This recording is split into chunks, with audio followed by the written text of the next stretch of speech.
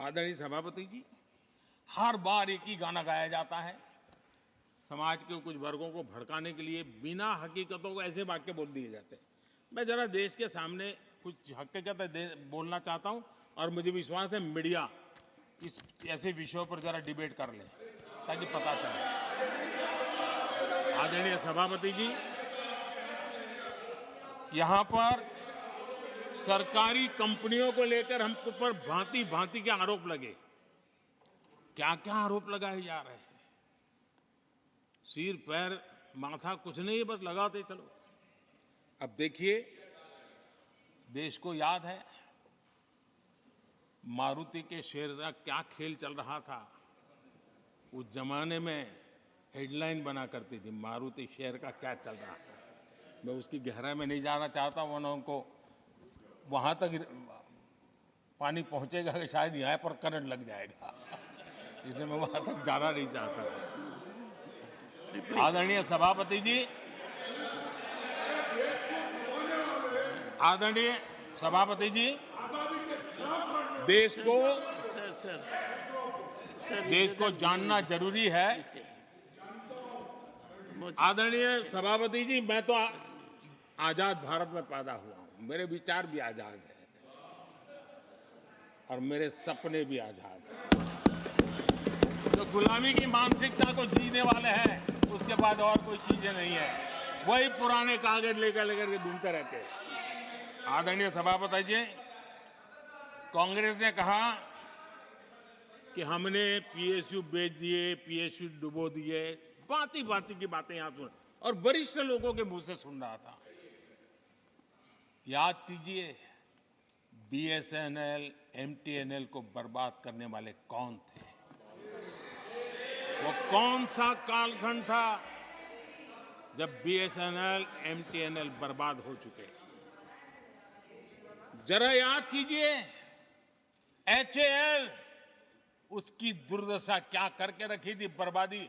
और जाकर के गेट पर भाषण देकर के 2019 का चुनाव लड़ने का एजेंडा तय होता था एचएएल के नाम पर। जिन्होंने एचएएल को तबाह कर दिया था, वो एचएएल के गेट पर जाकर के भाषण झाड़ रहे थे। आदरणीय सभापति जी, एयर इंडिया को किसने तबाह कर दिया, किसने बर्बाद कर दिया? ये हालत कौन लाया था?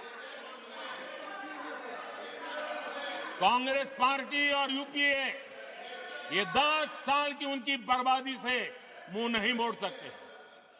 देश भली भांति जानता है। और अब मैं हमारे कार्यकाल के जरा सफलता की बात बताना चाहता हूं।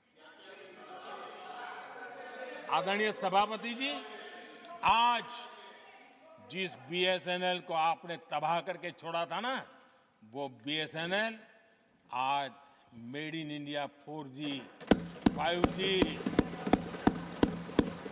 उस तरफ आगे बढ़ रहा है और दुनिया का ध्यान आकर्षित कर रहा है। आदरणीय सभापति जी, एचएएल के लिए इतने भ्रम फैलाए, आज रिकॉर्ड मैन्युफैक्चरिंग एचएएल देख रहा है, रिकॉर्ड रेवेन्यू जनरेट कर रहा है एचएएल, जिसको लेकर के इतने जो होले चलाए। और कर्नाटका में एशिया की सबसे बड़ी हेलीकॉप्टर बनाने वाली कंपनी एचएएल बन गई। कहां छोड़ा था, कहां जाके लगाया, हमने पहुंचाया। आदरणीय सभापति जी, एक कमांडो यहां नहीं है, एलआईसी को लेकर भी पता नहीं कैसे कैसे बड़े विद्वत्तापूर्ण बयान देते थे। एलआईसी का ऐसा हो गया, एलआईसी का वैसा हो गया, एलआईसी का यूं हो गया। जितनी गलत बातें एलआईसी को लिए बोलनी चाहिए बोली। और तरीका यही है, किसी को बर्बाद करने, अफवाह फैलाओ, झूठ फैलाओ, भ्रम फैलाओ। और टेक्निक वही है। गांवों में किसी का बड़ा बंगलो हो, लेने का मन करता हो, लेकिन हाथ ना लगता हो, तो फिर हवा फैला देते, ये भूतिया बंगला है। यहां जो जाता है ऐसी हवा फैला देते, कोई लेता नहीं, फिर खोजा करके लपक लेते। एलआईसी एलआईसी क्या क्या चलाया। आदरणीय सभापति जी, मैं सीना तान करके सुनाना चाहता हूं, आंखें ऊंची करके सुनाना चाहता हूं, आज एलआईसी के शेयर रिकॉर्ड स्तर पर ट्रेड हो रहे हैं। क्यों? आदरणीय सभापति जी, अब प्रचार किया जा रहा है, पीएसयू बंद हो गए, पीएसयू बंद हो गए। अब उनको तो याद भी नहीं होगा क्या है, बस किसी ने पकड़ा दिया, बोलो बोलो।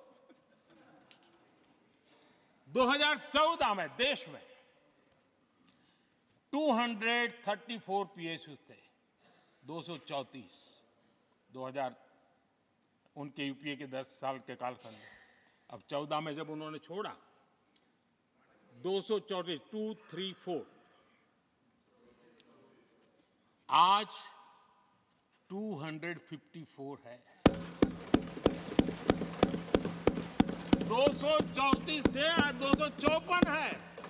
अब भाई कोई कौन सा अरिथमेटिक वो जानते हैं, बेच दिए, अब बेचने के बाद 250 हो गया। क्या क्या कर रहे हो आप लोग। आदरणीय सभापति जी, आज अधिकतर पीएसयू रिकॉर्ड रिटर्न दे रहे हैं और इन्वेस्टर्स का भरोसा पीएसयू की तरफ बढ़ रहा है। जो छोटा सा भी शेयर बाजार जानते हैं, इनको समझ आता है, नहीं समझता है तो किसी को पूछो।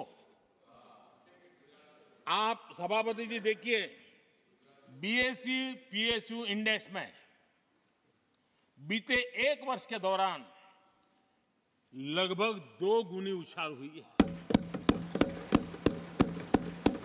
आदरणीय सभापति जी, 10 साल पहले, यानी 2014, 4 से 14 के बीच की बात करता हूं, पीएसयू का नेट प्रॉफिट करीब करीब 1.25 लाख करोड़ था और इस 10 वर्ष में पीएसयू का नेट प्रॉफिट 2.5 लाख करोड़ है।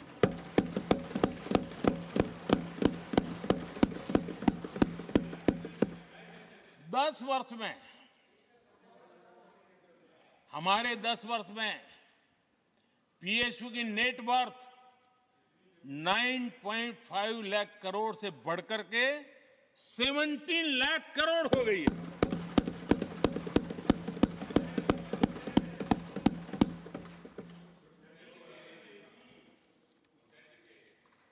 आदरणीय सभापति जी, इनका हाथ जहां भी लगता है ना, उसका डूबना तय हो जाता है और उससे यही दशा करके उन्होंने छोड़ी थी। हम मेहनत करके इतनी बाहर लाए, इतनी प्रतिष्ठा बढ़ी है। आपको खुशी होनी चाहिए, भ्रम मत फैलाइए, बाजार में हवा ऐसी न फैलाइए कि देश के सामान्य निवेशक के मन को उलझन में आ जाए। ऐसा काम आप नहीं कर सकते।